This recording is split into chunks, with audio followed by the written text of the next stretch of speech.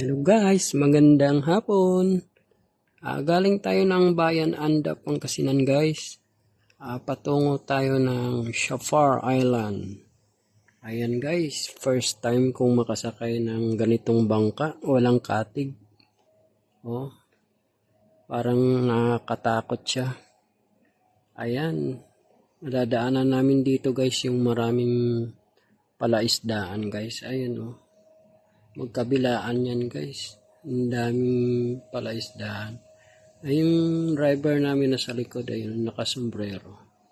Ayan, si Atinor, ayan, makarating na rin kami sa lugar niya, sa Shafar Island. Ayan, ang sarap dito guys. Malakas yung ano ng hangin. Oh, ayan guys, oh. Diretso lang kami nito. Ayan.